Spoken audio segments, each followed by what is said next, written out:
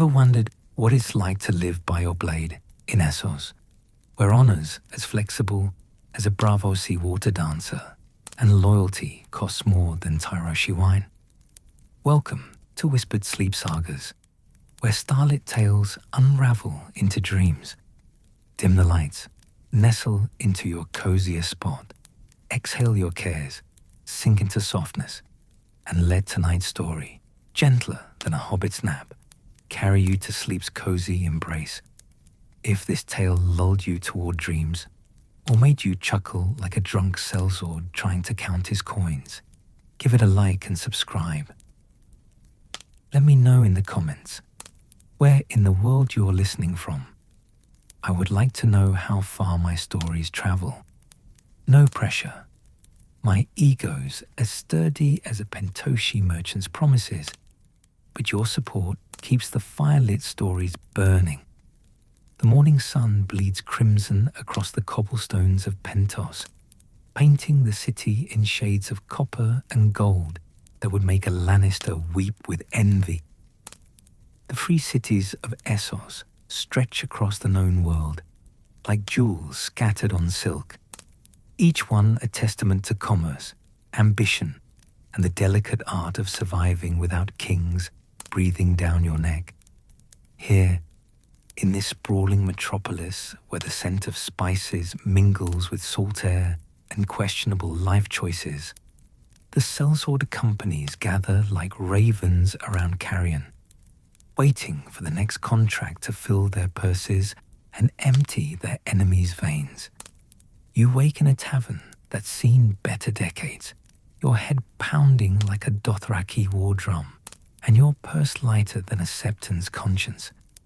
The Golden Company may boast of their golden skulls and ancient contracts, but you're Kelthorn, a sellsword whose reputation is built on steel, wit, and an uncanny ability to talk your way out of most situations that your sword can't handle. Your blade rests against the wooden wall beside you, its leather-wrapped hilt worn smooth by years of faithful service, the crossguard etched with small nicks that tell stories of battles fought and won, mostly. The air in the tavern carries the familiar cocktail of stale ale, roasted meat, and the particular musk that comes from men who've spent weeks on the road without proper bathing facilities. You stretch, feeling your joints protest with the enthusiasm of a Septon preaching to sellswords, and notice the morning light filtering through windows that haven't seen cleaning since the century of blood ended. Your fellow patrons, a mixture of merchants, sailors, and fellow swords for hire, begin their daily rituals of groaning, cursing, and pretending they remember how they got here. The free cities operate on a currency more complex than gold: reputation, connections, and the delicate balance of knowing when to draw your sword and when to sheathe your pride. Unlike the rigid feudalism of Westeros, where lords command and peasants obey with the mechanical precision of a sept bell, Essos thrives on negotiation, betrayal, and the understanding that today's enemy might be tomorrow's employer. The merchant princes of Pentos didn't climb to power by birthright. They clawed their way up through a combination of cunning, ruthlessness, and knowing exactly which palms to grease and which throats to cut. You run your fingers through hair that's seen better days, feeling the grit of road dust and tavern smoke. Your leather jerkin bears the stains of a dozen different cities, each mark a badge of survival in a world where yesterday's ally might slip a dagger between your ribs for the right price. The sellsword's life is one of constant motion, drifting between contracts like a ship between harbors, never quite belonging anywhere but somehow finding home in the spaces between destinations. The tavern keeper, a Pentoshi woman, whose ample bosom threatens to escape her bodice with each breath, approaches your table with the practiced smile of someone who's seen every type of scoundrel the free cities can produce. Her accent carries the musical lilt of old Valyria filtered through generations of pragmatic merchant stock, and her eyes hold the calculating gleam of someone who's learned to spot trouble before it spots her back. Another night, another purse half empty, she says, her voice carrying just enough sympathy to be believable and just enough calculation to remind you that rooms aren't free. Though I must say, Master Thorn, your snoring was considerably less offensive than the Tyroshi Sellsword who was here last 10 days. That man could wake the dead, assuming the dead weren't already trying to escape the sound. You fish through your coin purse, feeling the reassuring weight of silver and copper, not enough for luxury, but sufficient for the basic necessities of a sellsword's existence: food, shelter, and enough ale to dull the edges of memories you'd rather not examine too closely in daylight. The coins clink together with the soft music of financial mediocrity, a sound that's become as familiar as your own heartbeat. The morning routine of a sellsword begins with assessment, checking your gear, counting your coin, and evaluating your options with the cold pragmatism of someone who understands that sentiment is a luxury that can get you killed. Your sword sits in its scabbard like a faithful hound, the steel still sharp despite yesterday's work, clearing bandits from a merchant caravan's path. The leather of your armor bears new scratches, but nothing that threatens its integrity, unlike your patience, which took considerably more damage during negotiations with the merchant's accountant. You step into the Pentoshi morning, where the city pulses with the rhythm of commerce and conspiracy. The streets stretch out before you like arteries, carrying the lifeblood of trade, filled with merchants hawking everything from Mirish lace to Kohoric steel, their voices creating a symphony of commercial ambition that would make a Bravosi banker weep with joy. The architecture of Pentos reflects its mercantile soul, buildings that prioritize function over form, though the wealthiest districts sport decorative elements that whisper of Valyrian heritage and hint at coffers deep enough to afford beauty alongside utility. The sellsword companies of Essos exist in a hierarchy as complex as any noble court, but built on different foundations entirely. The Golden Company may claim the most prestigious contracts, their golden skulls and ancient reputation opening doors that remain closed to lesser companies. But reputation in this business is written in blood and measured in successful contracts completed without unnecessary complications. The Second Sons, the Stormcrows, the Windblown. Each company carries its own traditions, its own internal politics, and its own particular brand of professional violence. You navigate the morning crowds with the practiced ease of someone who's learned to read the subtle signs that separate honest merchants from cutthroats, though in the free cities, that distinction often blurs beyond recognition. A group of unsullied march past in perfect formation, their bronze helmets catching the morning light, and you nod respectfully. Professional courtesy between warriors, even if their discipline makes your teeth itch with its mechanical perfection. Give you a crew of experienced sellswords over an army of eunuch soldiers any day. At least sellswords have the decency to complain when orders are stupid. The harbour district beckons with the promise of new contracts and fresh opportunities. ships from across the known world dock here daily, their holds filled with cargo and their captains' purses heavy with coin for protection services. The smell of salt water mingles with the aroma of exotic spices, creating an olfactory map of distant lands and profitable ventures. Sailors stumble from tavern to brothel with the enthusiastic dedication of men who spent months at sea with nothing but each other for company, their laughter echoing off stone walls that have witnessed countless similar scenes.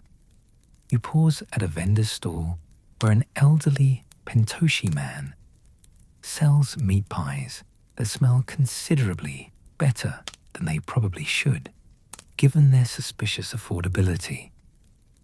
The vendor's eyes hold the knowing gleam of someone who's learned not to ask too many questions about his customers' professions, and his smile carries the professional warmth of a man who understands that discretion is often worth more than gold. You purchase breakfast, biting into pastry that tastes like home might, if home were a concept that applied to wandering sellswords.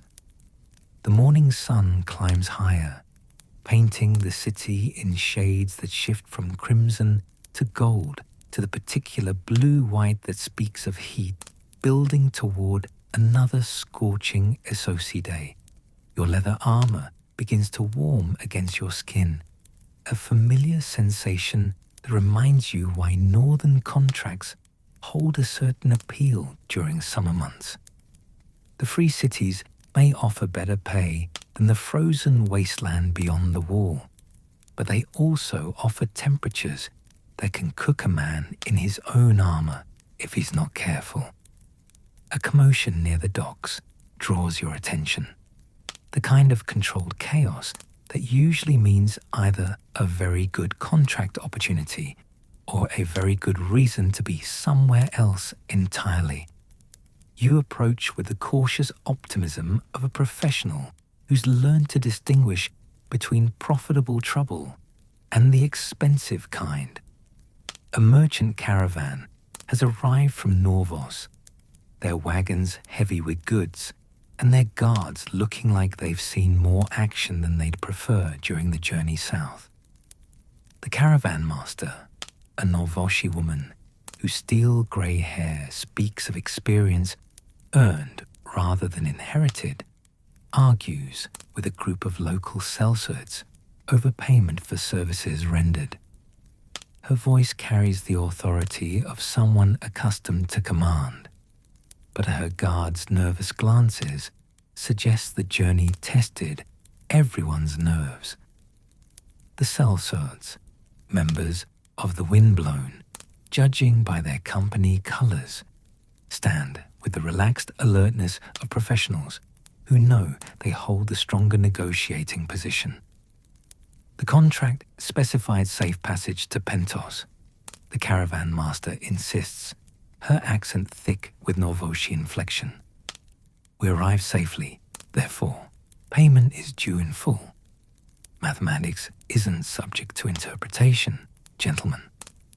The windblown captain, a scarred veteran whose missing left ear tells its own story, shakes his head with patient amusement.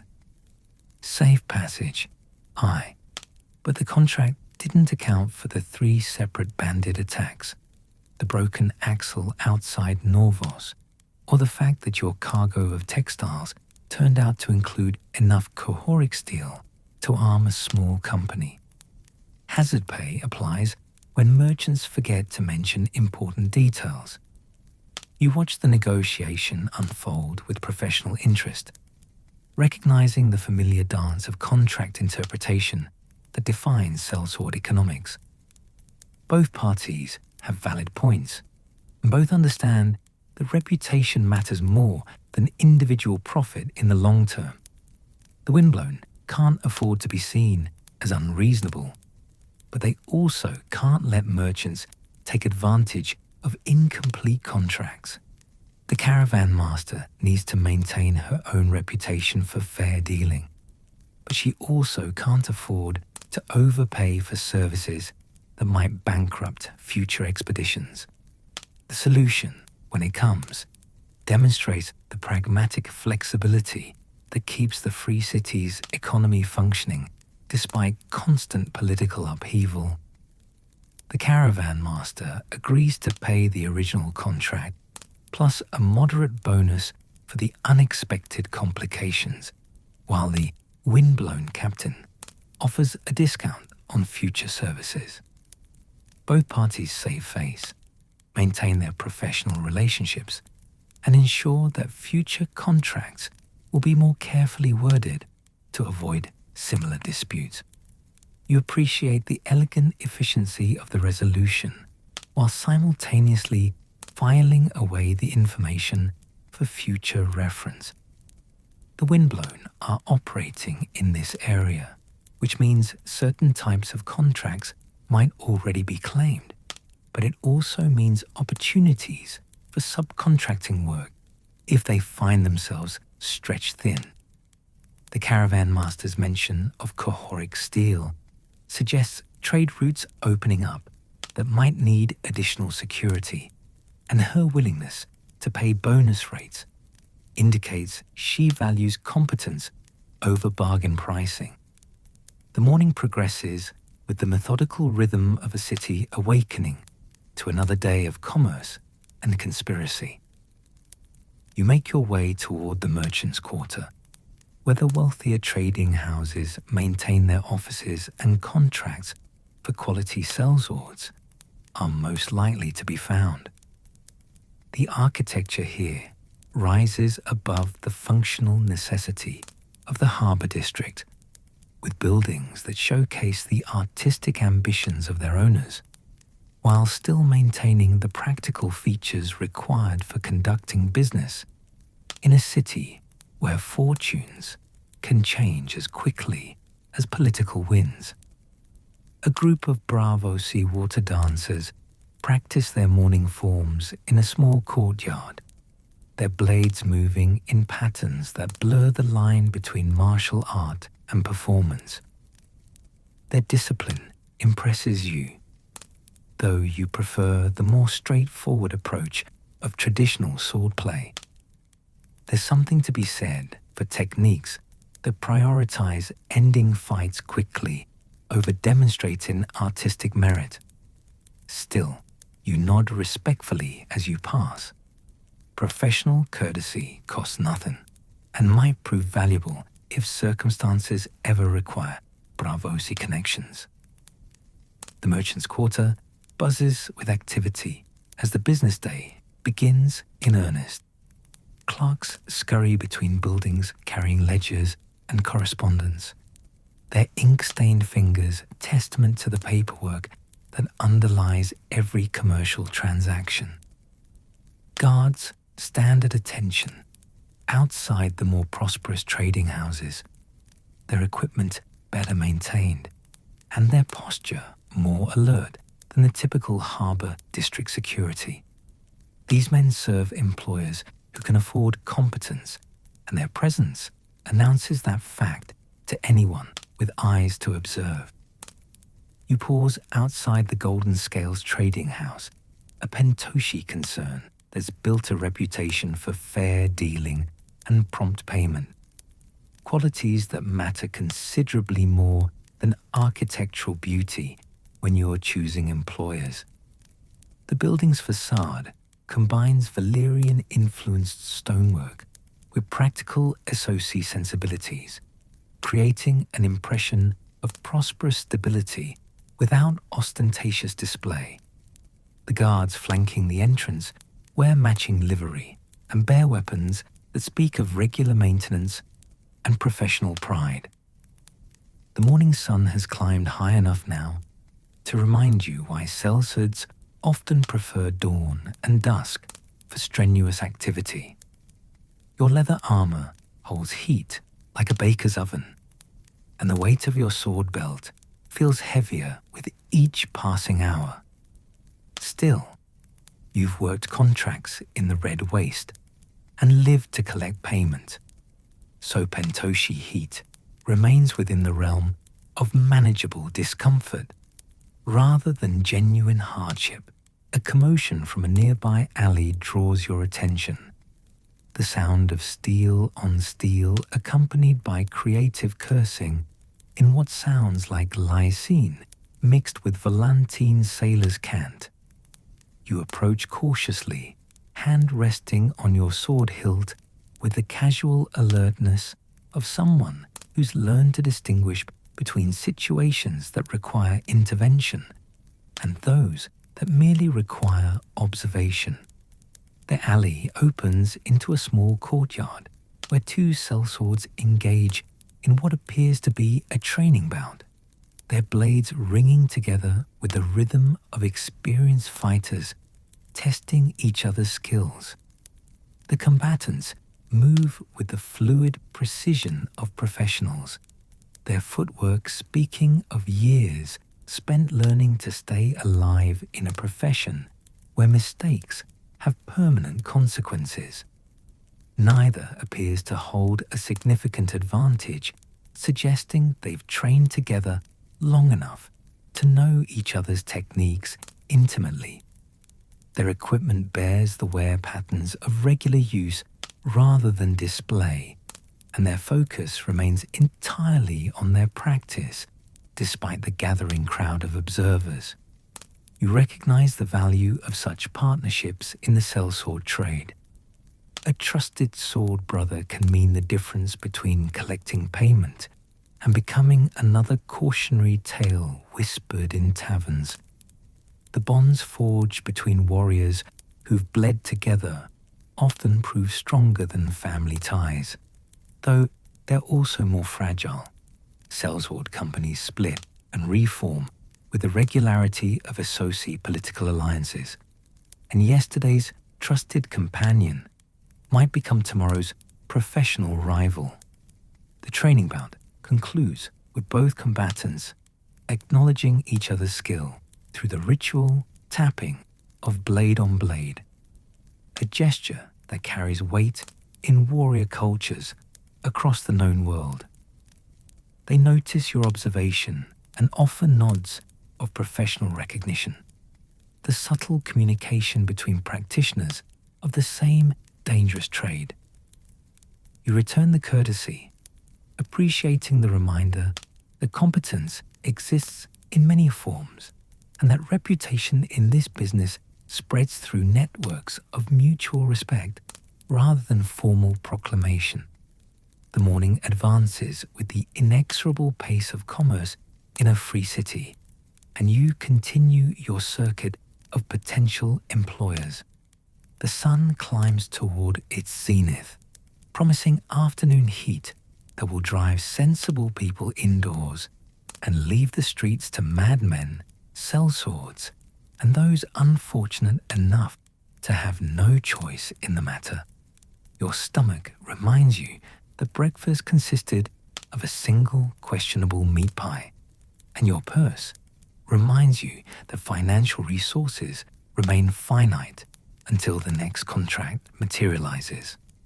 A messenger boy approaches with the quick, nervous energy of a youth employed in a profession where delivering bad news can have immediate and violent consequences. His livery identifies him as working for House Illyrio, one of the wealthier Pentoshi trading concerns, and his expression suggests he's carrying news of some importance. He scans the crowd with the practiced eye of someone trained to identify sellswords among the general population, and his gaze settles on you with the satisfaction of a job well done. Master Thorn, he inquires, his voice carrying the careful politeness of someone who's learned that sellswords appreciate courtesy, even when they don't always return it. House Illyrio requests your presence for a matter of mutual benefit. The Magister extends an invitation to discuss a potential contract, should your current obligations permit such consideration. You accept the message with appropriate gravity, recognizing both the opportunity and the potential complications it represents. House Illyrio commands significant resources and influence within Pentos, but they also involve themselves in political intrigues that extend far beyond simple commercial ventures. A contract with such employers might prove highly profitable, but it could also entangle you in conflicts that span continents and involve powers that view sellswords as expendable assets rather than valuable professionals. The messenger departs with visible relief, his duty discharged without incident, and you consider your options while navigating the increasingly crowded streets. The invitation suggests that your reputation has reached ears with the resources to make employment worthwhile, but it also raises questions about what kind of work might require your particular skills. House Illyrio doesn't hire sellswords for simple caravan protection. Their interests span the narrow sea and involve themselves in matters that kingdoms rise and fall upon. You make your way toward the district where Illyrio maintains his principal residence, a journey that takes you through increasingly prosperous neighborhoods where the architecture reflects both wealth and the wisdom born of living in a city where fortunes can vanish as quickly as they're made. The buildings here combine Valyrian grandeur with practical defensibility, their beauty tempered by the understanding that enemies might come calling with more than harsh words and legal documents. The streets narrow as you climb toward the residential quarter where the city's elite maintain their compounds. Gardens overflow with exotic plants that speak of trade connections spanning the known world. Their carefully maintained beauty serving as living advertisements for their owners' prosperity and influence. Guards patrol in pairs, their equipment and bearing suggesting professional competence rather than mere ceremonial presence. Illyrio's compound occupies a position that commands views of both the harbour and the main commercial districts, a location chosen for strategic value as much as aesthetic appeal. The walls rise high enough to provide security without appearing fortress-like, their stonework incorporating decorative elements that speak of Valyrian heritage while maintaining the practical functionality required in a city where politics and commerce intertwine like lovers' limbs. The guards at the gate wear livery that costs more than most sellswords earn in a month, but their eyes hold the alertness of veterans who've earned their positions through competence rather than connections. They examine your credentials with professional thoroughness, their courtesy genuine despite the obvious disparity in social station. In the free cities, mutual respect between warriors transcends economic boundaries, and these men recognize a fellow professional regardless of current employer. The compound's interior courtyard demonstrates the careful balance between luxury and defensibility that characterizes successful merchant princes. Water features provide cooling relief from the Pentoshi heat, while creating ambient sound that might mask sensitive conversations. Gardens showcase rare plants and artistic arrangements that serve as both beauty and symbols of the wealth required to maintain such displays in a climate that challenges even native vegetation. A steward approaches with the measured pace of a man accustomed to managing the complex logistics of a household that operates more like a small kingdom than a private residence. His clothing reflects quality without ostentation, and his manner suggests competence earned through years of service to demanding employers. He greets you with the appropriate courtesy due a professional visitor, neither servile nor presumptuous in his approach. Master Thorn, he says, his voice carrying the cultured accent of educated Pentoshi nobility. The Magister awaits your convenience in the garden pavilion. He requests that you join him for refreshment while discussing matters of mutual interest. If you would be so kind as to accompany me, I shall provide escort through the compound. You follow the steward through passages that showcase artwork collected from across the known world. Kahoric metalwork, Myrish tapestries, Bravosi sculptures that capture light and transform it into beauty that speaks of masters long dead, but whose legacy continues to inspire wonder. The collection demonstrates not merely wealth, but educated taste, suggesting an employer whose interests extend beyond simple profit toward the preservation and appreciation of human achievement. The garden pavilion occupies a position that overlooks the city while providing privacy for sensitive discussions. Its architecture incorporates Valerian influences with practical Essosi adaptations, creating a space that feels both intimate and grand. Cooling breezes carry the scent of exotic flowers and the distant sounds of the city below, while strategic positioning ensures that conversations remain private despite the compound's numerous occupants. Magister Illyrio himself rises to greet you, his corpulent form clothed in silks that cost more than most men see in a lifetime, but worn with the casual ease of someone for whom such luxury represents normal daily existence. His eyes hold the calculating intelligence that built a trading empire from modest beginnings, and his smile carries genuine warmth despite the obvious gulf in circumstances between guest and host. Master Thorn, he says, his voice rich with the musical accent of old Valyria filtered through generations of Pentoshi commercial culture. Your reputation precedes you like a herald announcing victories. Please join me in refreshment while we discuss opportunities that might prove beneficial to both our interests. The table holds delicacies from across the known world. Dornish wine that tastes of sun-warmed stone, cheese from the green hills beyond Pentos, fruits whose origins span continents and whose flavors speak of trade networks that bind the free cities together despite their political differences. You accept the hospitality with appropriate appreciation, recognizing both courtesy and the subtle demonstration of resources that such abundance represents.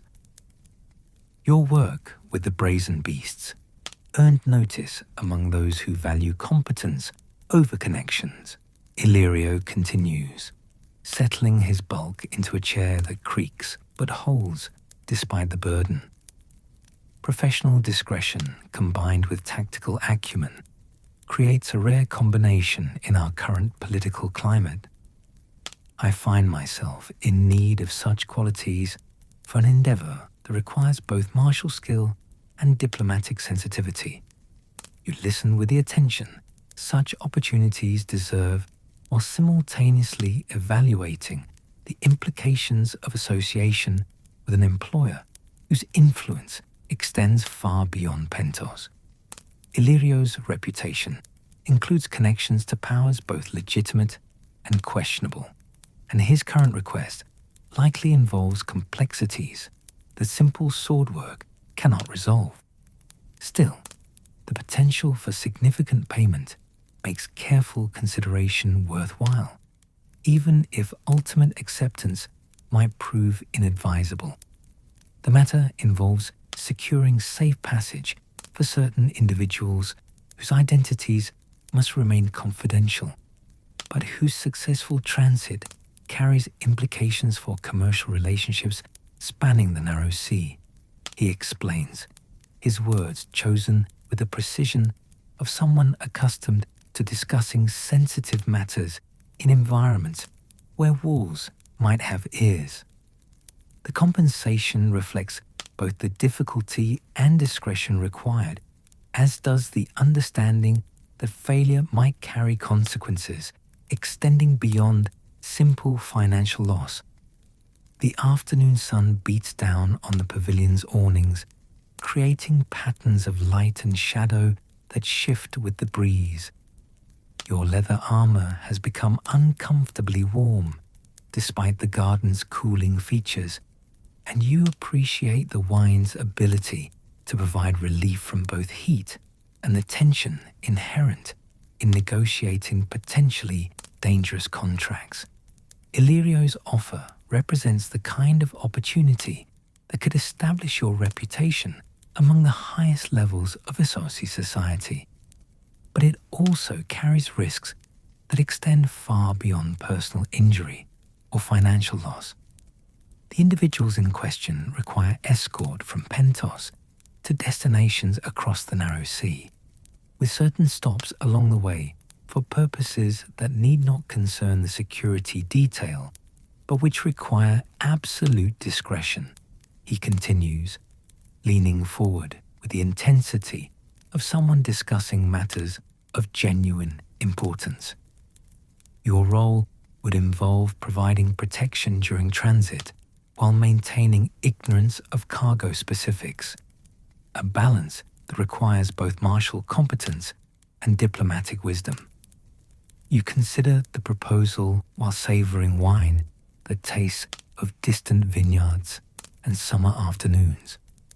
The terms suggest payment sufficient to maintain a comfortable lifestyle for several months, assuming successful completion. But they also hint at complications that might attract attention from powers better avoided entirely. The Free City's political landscape shifts like sand dunes in a windstorm, and today's profitable contract might become tomorrow's death warrant if circumstances change. The negotiation proceeds with the careful formality that characterizes high-stakes business discussions in environments where words carry weight and implications extend far beyond immediate considerations. Illyrio demonstrates the patience of someone accustomed to complex arrangements, while you maintain the professional detachment required when evaluating contracts that might involve elements beyond straightforward military service. The timeline requires departure within the fortnight, he explains, producing a scroll case whose contents presumably contain detailed terms and conditions. The route includes stops in Tyrosh and Lis before final destination, with provisions for extended delays should circumstances require flexibility. Compensation includes advance payment, expense accounts, and completion bonuses structured to ensure loyalty throughout the endeavor's duration. You examine the proposed contract with the thoroughness such opportunities demand. The terms prove generous enough to suggest either genuine appreciation for professional competence or recognition that the work involves complications requiring premium payment to ensure compliance.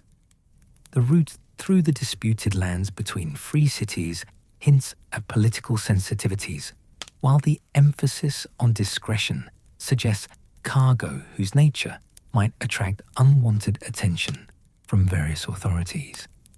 The afternoon wears on as details receive careful examination and potential complications undergo thorough discussion.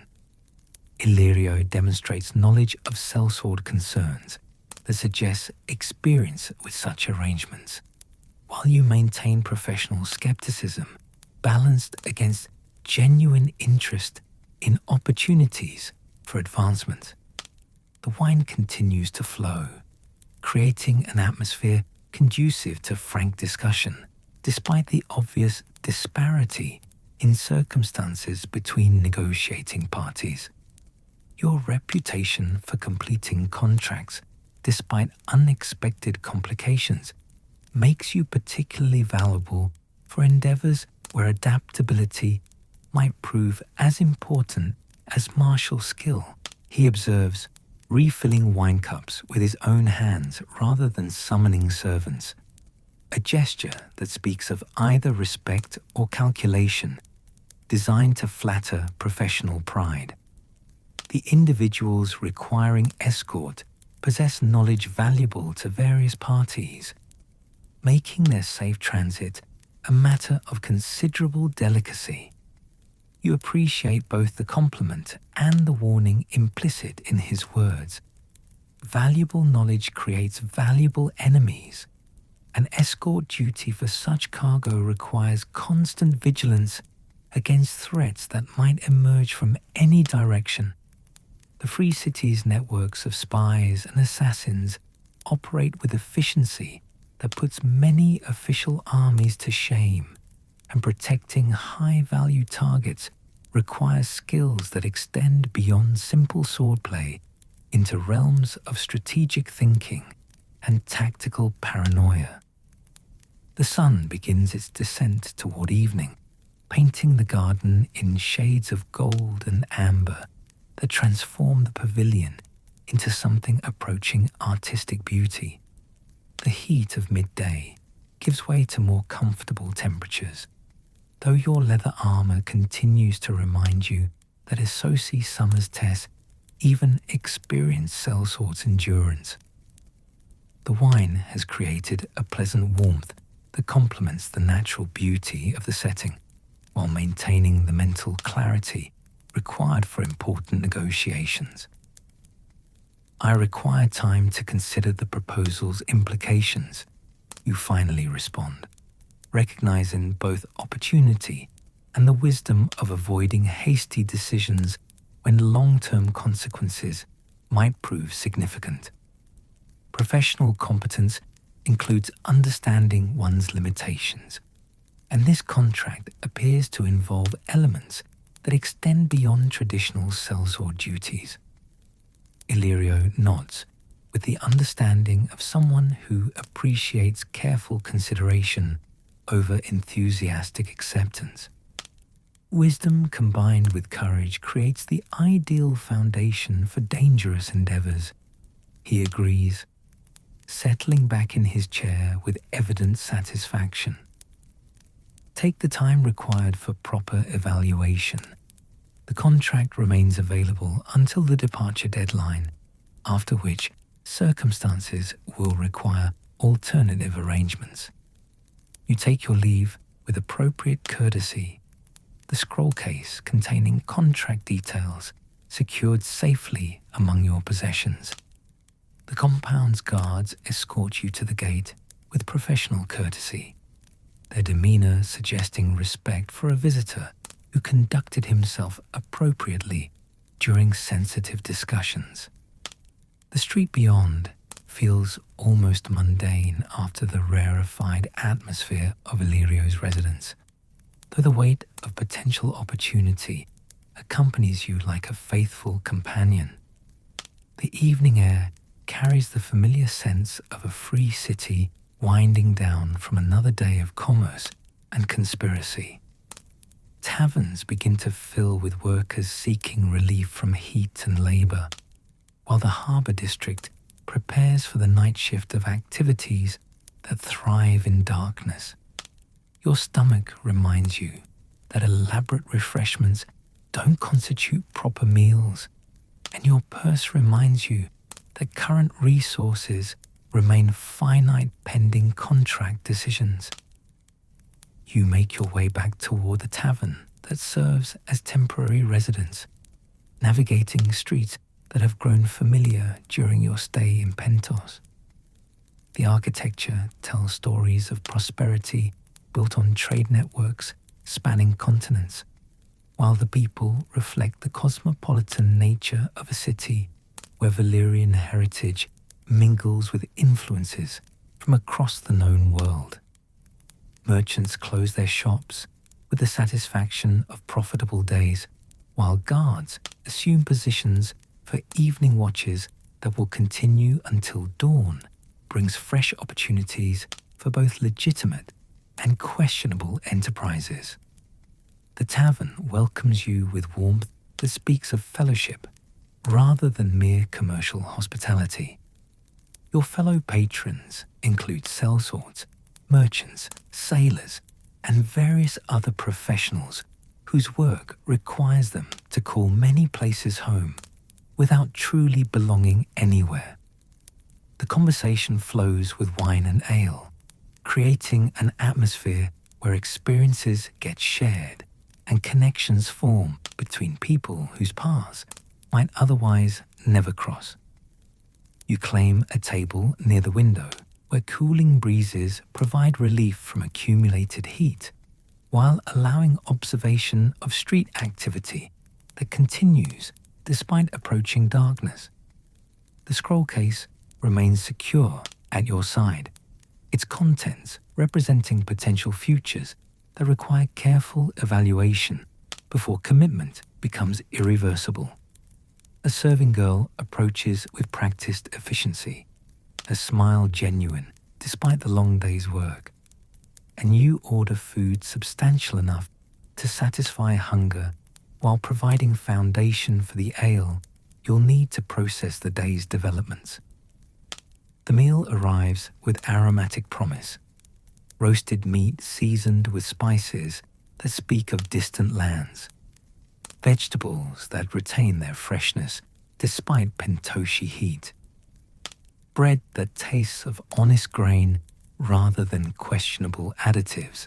You eat with appreciation for simple pleasures that remain constant regardless of circumstances, while your mind processes the implications of Illyrio's offer and its potential impact on future prospects.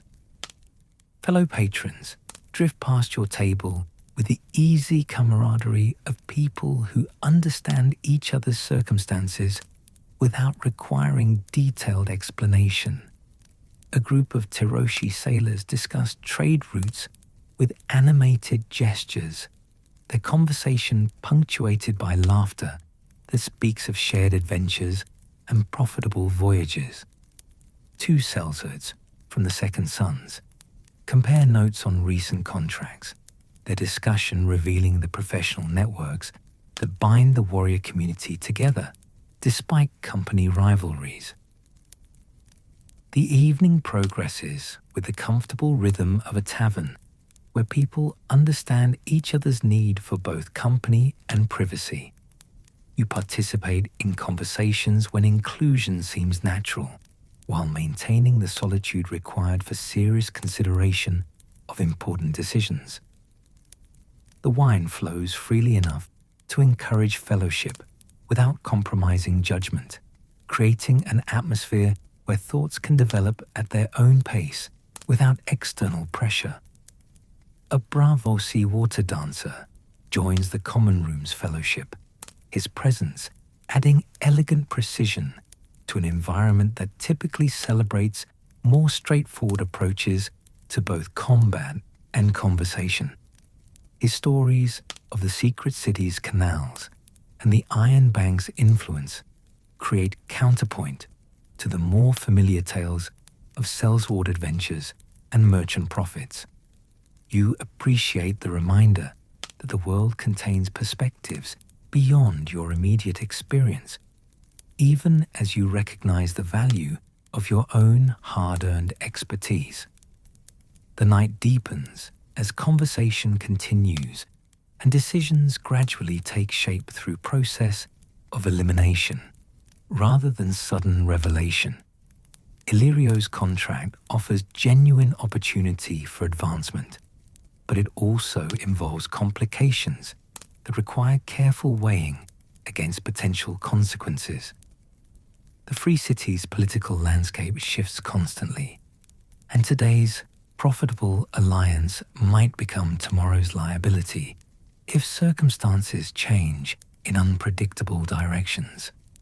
You retire eventually to chambers that have become familiar during your stay in Pentos. The scroll case positioned within easy reach Should middle of the night inspiration strike, the window overlooks the courtyard where other guests come and go, with the casual frequency of people whose lives involve constant travel between destinations that serve as temporary homes rather than permanent residences. Sleep comes gradually, bringing dreams that blend memories of past contracts with speculation about future possibilities. The Sellsword's existence involves eternal balance between security and opportunity, safety and advancement, conservative choices and bold ventures that might transform circumstances entirely.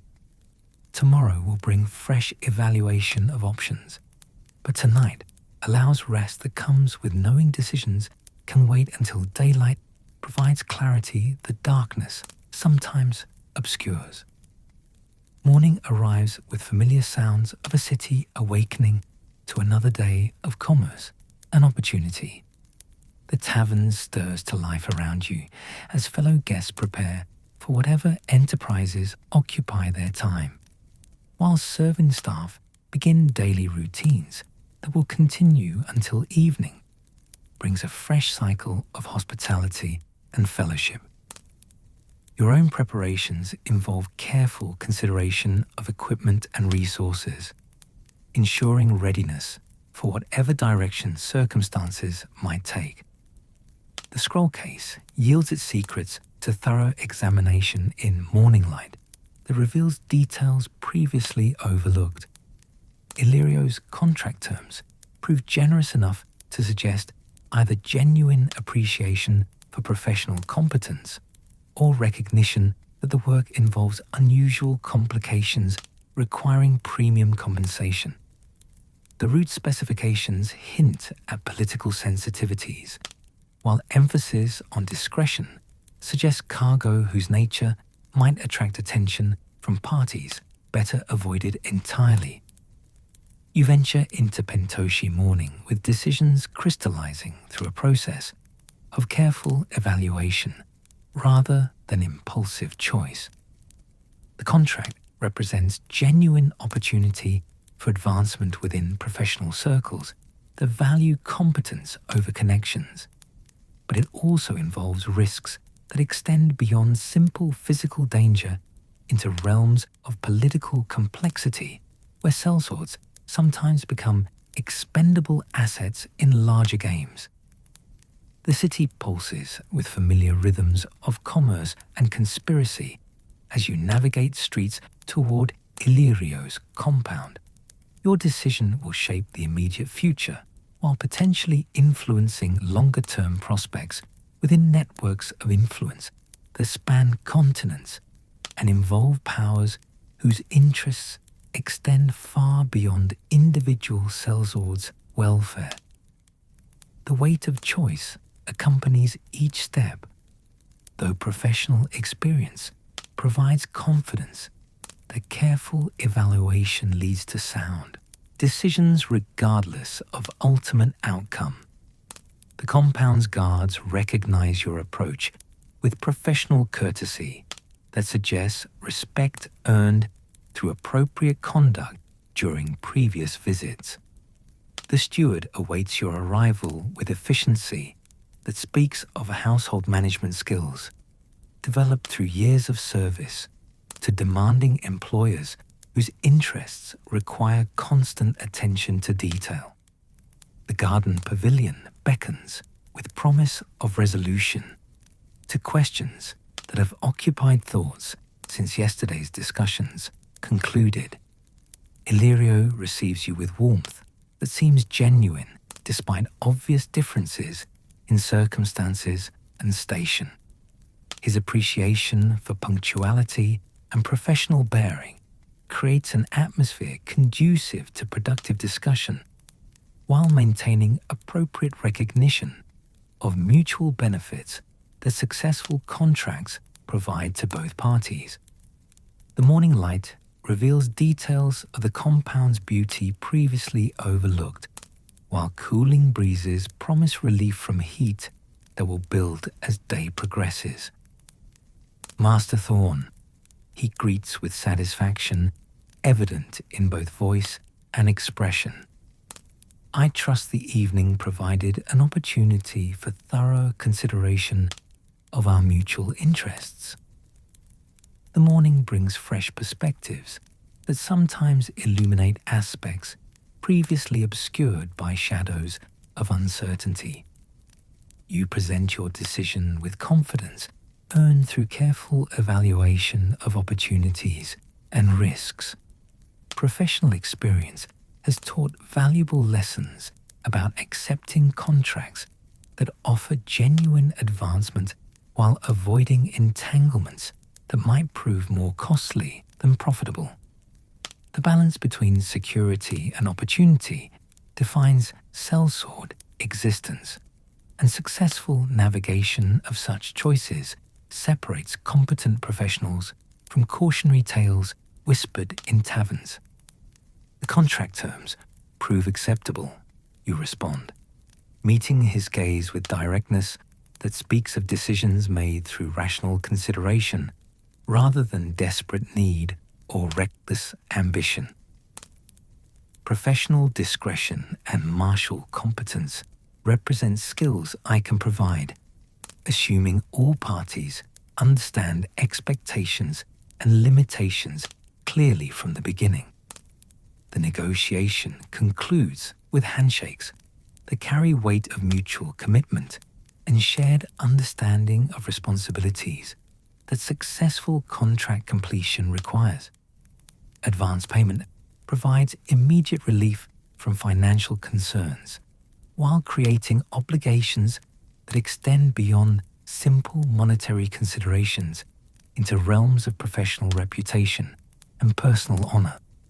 The free cities remember those who complete difficult contracts successfully, just as they remember those who fail when success matters most. Preparations for departure begin immediately, involving acquisition of supplies and equipment suitable for extended journeys through regions where circumstances might change without warning. The route through Tyrosh and Lis requires provisions for both maritime travel and overland passages, while the emphasis on discretion necessitates equipment that appears mundane despite serving specialized purposes. You spend the following days transforming from tavern-dwelling sellsword into professional escort prepared for complex assignment. The markets of Pentos provide everything required, though finding quality gear without attracting attention requires knowledge of vendors who understand sellsword needs without asking uncomfortable questions. Your sword receives professional attention from a weaponsmith whose skills reflect cohoric training, while your armor undergoes modifications that improve both protection and concealment capabilities. The individuals requiring escort remain mysterious figures whose identities Illyrio guards more carefully than his wine cellar's finest vintages. Their backgrounds matter less than their safety during transit, though professional curiosity naturally wonders what knowledge they possess that creates such elaborate precautions. The free cities breed scholars, spies, and specialists whose expertise commands premium prices from various interested parties, and protecting such assets requires understanding motivations that drive both guardians and potential threats. Departure morning arrives with a typical Pentoshi heat-building promise of another scorching day that will test everyone's endurance before evening brings relief. The harbour bustles with activity as ships prepare for voyages that will carry cargo and passengers across waters where pirates, storms, and political complications create constant hazards for the unwary. Your own vessel, a Bravo Sea trader whose captain demonstrates competence without curiosity, waits with a crew that understands discretion's value in maintaining profitable relationships with demanding clientele. The mysterious passengers board with efficiency that suggests familiarity with clandestine travel. Their appearance reveals nothing of particular significance. Middle-aged individuals whose clothing and bearing could belong to merchants, scholars, or any of dozens of professions that require occasional relocation between free cities. Their eyes, however, hold an alertness that speaks of people accustomed to evaluating threats and opportunities with constant vigilance, born from experience with dangerous circumstances. The ship departs Pentos Harbour as morning mist begins lifting from water that reflects sky in shades of pearl and silver. The city recedes gradually, its buildings shrinking until they become mere suggestions on the horizon, while the vessel settles into the rhythm of ocean travel that will carry passengers toward Tyrosh and whatever awaits beyond familiar waters. The crew works with professional efficiency, their movements coordinated through years of shared experience navigating routes where weather and human enemies pose equal dangers. You establish a routine that balances vigilance with the reality that ocean voyages require patience more than constant alertness. The passengers keep to their quarters mostly, emerging for meals and brief walks on deck that provide exercise without extended exposure to curious observation.